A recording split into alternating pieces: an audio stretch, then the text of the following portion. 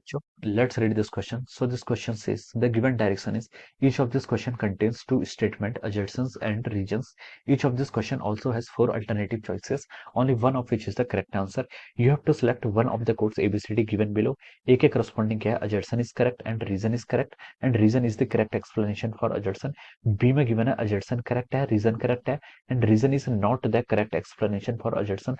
C के corresponding given है adjacent is correct and reason is incorrect. D के corresponding given है adjacent is incorrect and reason is correct. Okay, so the given adjacent क्या आपका, in YDSC number of bright or dark fringes cannot be unlimited. Okay, correspondingly reason के given है in YDSC path difference between the superimposing waves cannot be more than the distance between the slits. Okay, तो चलिए बच्चों अब हम इस question को start करते हैं।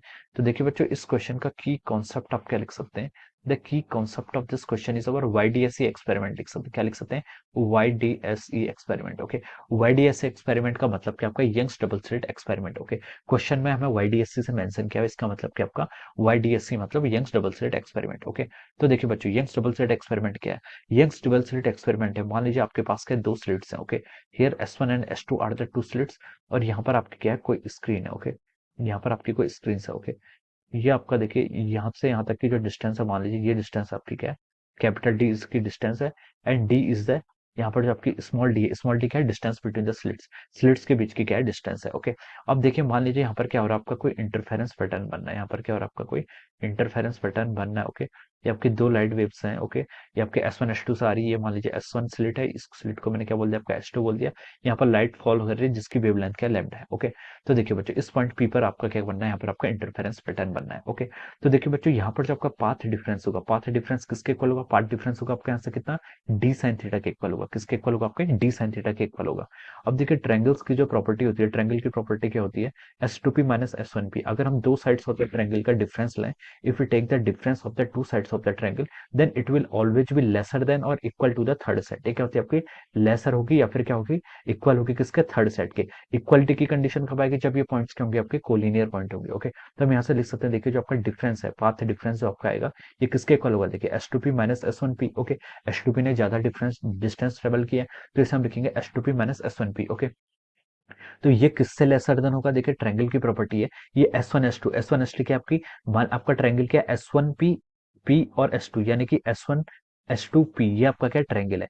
यहाँ पर मैं डिफरेंस किसके साइड का ले रहा हूँ, S2P minus S1P। Okay, it should always be lesser than और equal to the difference between that from the third side, third side की आपकी S1 S2 से। ओके, तो ये आपकी S1 S2 से क्या होगी, ऑलवेज क्या होगी, लेस होगी। ओके, S1 S2 क्या आपका डी के क्या है। ओके, तो यहाँ से भी हम बता सकते हैं, देखिए S2P माइनस S1P जो होगा, it will always be lesser then किसके इक्वल होगा, ये क्या होगा आपका डी के लेस होगा। ये इक्वलिटी का होल्ड करके जब ये पॉइंट आपका क्या हो जाएगा, कोलिनियर, यानी कि मान लीजिए पॉइंट आपका पी यहाँ पर हो गया, तो इस कंडीशन में हम बोल सकते हैं कि ये कंडीशन क्या होगी, इक्वलिटी की आपकी फुलफिल होगी। ओके, तो देखिए हम यहाँ से बता सकते हैं, आपका डेड जो आपकी इसने बोला था कि ब्राइट फ्रिंजेस और dark fringes can not B unlimited. Okay, तो ये स्टेटमेंट क्या आपका बिल्कुल करेक्ट हो जाएगा। ओके, या फिर हम इसको देखिए ऐसे भी समझ सकते हैं, आपको अगर हमसे पूछा कि नंबर ऑफ मैक्सिमम आपके फ्रिंजेस कितनी आएंगी, देखिए साइन थीटा की मैक्सिमम वैल्यू कितनी हो सकती है, साइन, ये हम यहाँ साइन थीटा की मैक्सिमम वैल्यू कितनी हो सकती है, इसको आप देखिए ऐसे लिख लीजिए, डी साइन थीटा। अगर हम देखिए किसके करस्पॉन्डिंग, अगर हम देखिए कंस्ट्रक्टिव इंटरफेरेंस के find out corresponding find out करें, तो D sine theta is equal to N lambda लिख सकते हैं। ये हो जाएगा आपका D by lambda into sine theta is equal to N. N क्या आपका, N is the number of fringes, यानी कि आपका देखिए मैक्सिमम फ्रिंजेस की बात करें तो साइन थीटा की वैल्यू कितनी होगी आपके यहाँ पर, साइन थीटा की वैल्यू मैक्सिमम होनी चाहिए 1। ओके, तो हम यहाँ से बोल सकते हैं डी बाई लैम्डा क्या हो जाएगा आपका, D by lambda will be the maximum number of fringes in case of the Young's double slit experiment. Okay, YDS के केस में मैक्सिमम नंबर ऑफ फ्रिंजेस किसके इक्वल होंगे, आपकी डी बाई लैम्डा के इक्वल हो जाएंगे। ओके, फिर इसके हम इसको ऐसे डिनोट करते हैं, greatest integer function of D by lambda. Okay, greatest integer function का मतलब क्या है, जिसकी मान लीजिए डी बाई लैम्डा की वैल्यू 5.5 आई, तो इसकी ग्रेटेस्ट इंटीजर फंक्शन से उसकी वैल्यू 5 हो जाएगी। ओके, तो हम बोल सकते हैं मैक्सिमम नंबर ऑफ फ्रिंजेस कितनी होगी आपकी, 5 होगी। ओके, सिमिलरली अगर हमें किसके करस्पॉन्डिंग करना होता है, मिनिमा के corresponding maximum number of fringes देखनी पड़ती है, तो आपका डी बाई लैम्डा -1 के इक्वल हो जाता है ग्रेटेस्ट इंटीजर फंक्शन के इनसाइड पुट करके। ओके, तो ये आपकी कंडीशन है। ओके, तो जो आपकी क्या होती है, डार्क फ्रिंजेस होती हैं या फिर आपकी ब्राइट फ्रिंजेस होती है, वो कभी भी क्या होती है, अनलिमिटेड नहीं होती है। ओके, रीजन में गिवन है in YDSC path difference between the superimposing waves can not be more than the distance between the slits. Okay, ये स्टेटमेंट आपका बिल्कुल ट्रू है। Okay, D sine theta n lambda वही हमने बताया अभी तक, डी साइन थीटा ये क्या आपका पाथ डिफरेंस है, ये पाथ डिफरेंस किसके इक्वल होगा, आपका एन लैम्डा के इक्वल बोल दीजिए।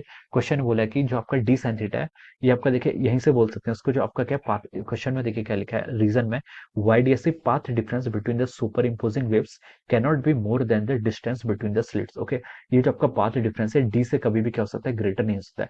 साइन थीटा की मैक्सिमम वैल्यू कब होगी, 90 डिग्री। ओके, जब आपका थीटा होगा, जब आपका थीटा कितना होगा, 90 डिग्री के इक्वल होगा, उस केस में हम बोल सकते हैं जो आपका पाथ डिफरेंस है, यानी कि पाथ डिफरेंस किसके इक्वल होगा, डिस्टेंस बिटवीन द स्लिट्स के इक्वल होगा। अदरवाइज थीटा की वैल्यू आपकी जब लेसर देन 1 होगी, तो उस केस में हम क्या बोल सकते हैं, उस केस में हम बोल सकते हैं जो आपका पाथ डिफरेंस होगा वो क्या होगा, आपका मोर होगा as compared to the distance between the slits. Okay, तो ये स्टेटमेंट भी क्या हो जाएगा यहाँ से आपका, इस तरीके से हम इसको एक्सप्लेन कर सकते हैं। ओके, तो देखिए बच्चों क्वेश्चन में जो आपको अजर्सन गिवन है, अजर्सन आपका क्या है, बिल्कुल करेक्ट है। Okay, number of bright fringes या फिर dark fringes can not B unlimited, तो हम बोल सकते हैं अजर्सन तो बिल्कुल करेक्ट है। रीजन, रीजन में क्या था आपका, path difference between the superimposing waves cannot be more than distance between the slits, reason is also correct। okay, but reason is not the correct explanation of the adjacent। okay, correct explanation ये था, इस तरीके से हम इसको explain कर सकते हैं। Maximum number of bright fringes D by lambda है। ओके, डार्क फ्रिंजेस के लिए डी बाय लैम्डा -1 के ग्रेटेस्ट इंटीजर फंक्शन होगा। ओके, तो इस तरीके से हम इसको एक्सप्लेन करेंगे। Okay, so we can say that adjacent is correct and reason is correct, but reason is not the correct explanation for the adjacent। so for this correspondingly option B will be the correct answer of this question। क्या हो जाएगा, option B क्या हो जाएगा, इस question का आपका correct answer हो जाएगा। Okay, so I hope you all understood this concept। all the best and thank you so much।